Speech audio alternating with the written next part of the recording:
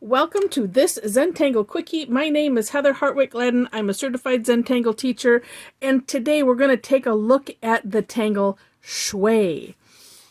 Now, this is a fantastic tangle. It was designed by Rick Roberts, co-founder of Zentangle, and I think you're going to like it. If you've been following these Zentangle Quickies as I've been putting them out, I'm trying to have a little bit of a variety. So this one is very Escher-esque, and I think you're going to just love it. So with no further ado, finding my pen. Stretching it. No, I'm just kidding. All right, so this one starts off with, I don't even know what I want to call this. It's not a zigzag line. It's kind of a jagged line. And so you'll just have to watch to see. All right, so, or actually maybe it's a squared S line. I'm just making stuff up. All right, so I'm going to start here. I'm going to the right, down, back to the left, down. So I'm making this, it's kind of, like I said, it's like a squared S pattern, you know, more like a snake pattern. Apparently I'm not keeping it in the right way here, but that's okay. And there we go. Actually, you know what? I'm going to run mine just right off the page like that. All right, and so we're going to make several rows of these. Now, the thing to try to do is to, we want to have them separated a bit. And, well, you know, it's funny because I'm saying this like as if you didn't look at the cover photo to attract you to clicking on this video. So you saw what it looks like. So we want to have them a little bit separate so we can make the shapes. So I'm going to separate them out, you know, maybe a pen length. That's what I'm going to call it. And we want to essentially copy what we did already, working to try to keep it similar. Actually, it's kind of like auraing at a great distance. And this is one, like a lot of them, where, yeah, you know, as you do it, you'll find out those places that you need to adjust. And I will tell you this, that even though it is intricate, there is a bit of what I like to call forgiveness with this one.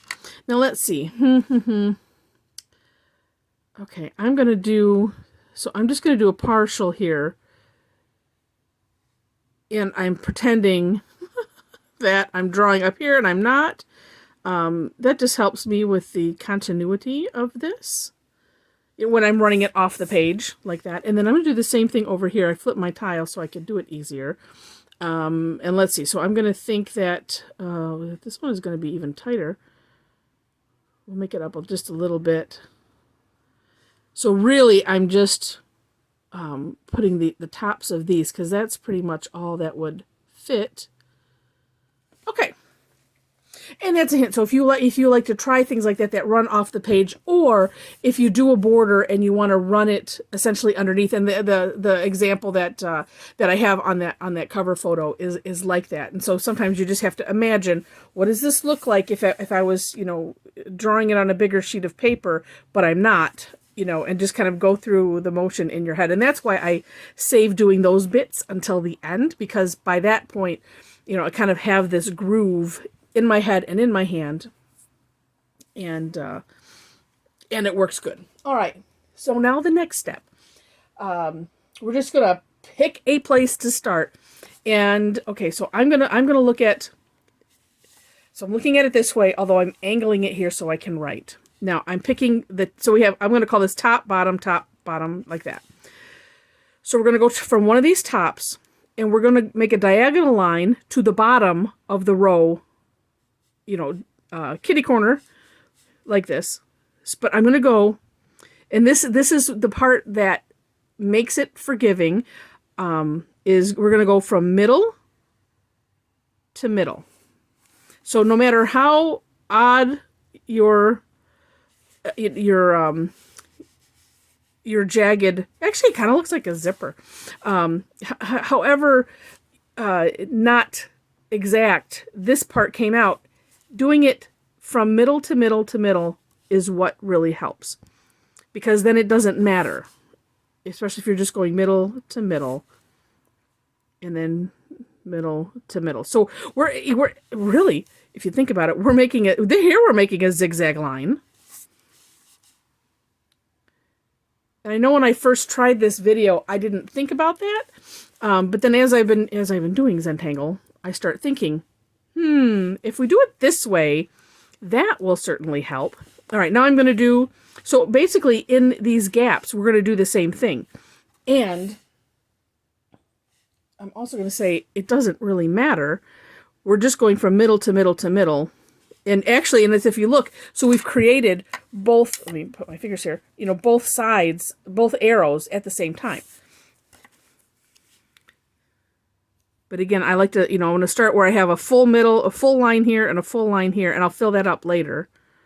And then two, if they're different widths apart, also, that does not matter when you're focusing on going from the middle of this line diagonal to the middle of this line and continuing that.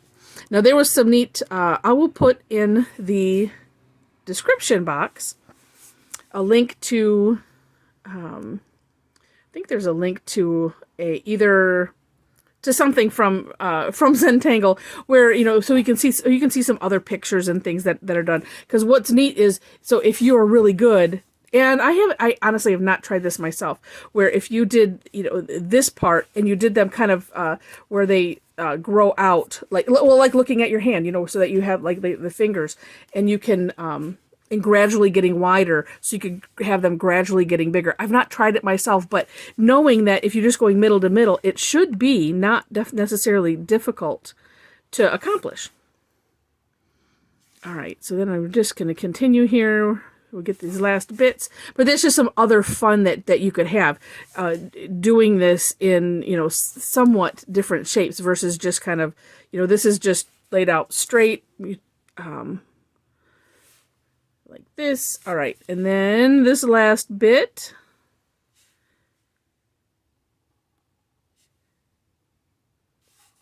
And just like I dare say I don't know of one Zentangle pattern that really isn't forgiving. Where if you goof it up, then boy oh boy, most of them, especially if as you think about it and understand how things work as far as Zentangle goes, and thinking of things like this, going middle to middle to middle, I think most everybody can have some fantastic results. All right, the next step. So, next step is basically shading in. And now usually I say, this is a course correction point if you need to, but I would just be careful because, while you can, at the same time, we just want to be careful because sometimes when we do that course correction using the fill, when we're filling it in and we can kind of stretch things out a little bit, we just want to make sure that that's not throwing something else off. For the most part, most tangles, if you can adjust, an angle or, redefine a curve or something. I was using the Micron ON. I moved to the graphic one because that makes it a lot quicker to fill these in. But anyway, so just a caution point on that course correction here, because, and just one of those, we're like, think about it for a minute and see, will it work? It'll be something like, if this line went a little bit kooky, but as long as you're going middle to middle, but yeah, just one of those things to think about. Now, what's interesting about this is, just like I've said, it's your tangle. You can do what you want with it. While on the step out, actually, I'm just thinking, it could be an option to fill in, is what I'm thinking. I'm trying to remember on the original step out if it showed it filled in or not, because I'm just picturing, something I was just looking at with this pattern, and it had that the thing I was talking about where it was kind of like graduated out, and there was shading, but there was no filling in. So I'm going to leave that up to you. It does look really neat when you fill it in, or you could fill in some if you wanted to. I'm going to hopscotch this one just because I want to see what that looks like. But this is where you can have fun. Can you use colors? Of course you can. And as you know, if you've been following, I for these videos, I'm just sticking to the basics, the black, white, and shades of gray. And I will do some other videos at some point on utilizing, the other colors, some of those other techniques, things like that. Right now, at the time of this video, we are doing the 100-day project 2021, and this will be day 51 or 52, something like that. I'm doing things a day ahead, and it is rather fun. So that's why I'm just kind of sticking to doing it this way, and then I'll throw some of the other things in as I can. But so you can see how you could have a lot of fun just coloring in some of them. And too, look, I mean, well, that's a little sloppy, but you don't even have to color them all the way in if you don't want to. It could be just, I'm going to just do a thick outline, or more ideas. If you do them, well, it doesn't have to be big enough. If you do them to a size where you could put a different tangle in the inside. There's a hint, just like, we do, is it Crazy Huggins that we do that way? Waybop, where you can put other tangles in. There's so many things that can be done with Zentangle. Oops, and this one, there we go. I missed that other part. So, let me show you the example that I did. And this one, of course, I did also do it with black and white, but it's on a bigger tile, the traditional 3.5-inch tile. This one I decided to shade one in because I thought, oh, well, that would look cute. And also this is where I did the 4 dots, corner dots, the border, and I like to do mine kind of squiggly because to me it's neat to be able to make it as if you're thinking if you think of wallpaper or something where you've peeled back a layer, it's like, oh, look at that neat pattern. And that's what I think is so cool about doing this, because then it's a challenge of having the pattern look nice and consistent as if it's laid out underneath. So that's just me. I like to have fun with it. But anyway, so I did a row this way. You can do whatever you would like to do with those, or you could even just, shade them in. This I did a little graphite on the inside, but that is really up to your creativity. And yeah, and I think that is all I have on this one. It's a super fun tangle to do because it's not necessarily difficult. It's just but it impresses all of your friends.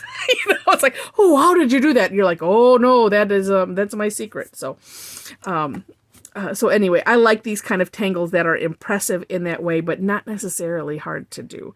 And it's been my pleasure to share it with you. If you enjoyed the video, enjoyed the tangle, I'd love to have you give us a thumbs up. And if you're not subscribed and you like the video enough to think that you might want more, feel free to hit the subscribe button and that notification bell if you want, just to get an alert when I post new ones.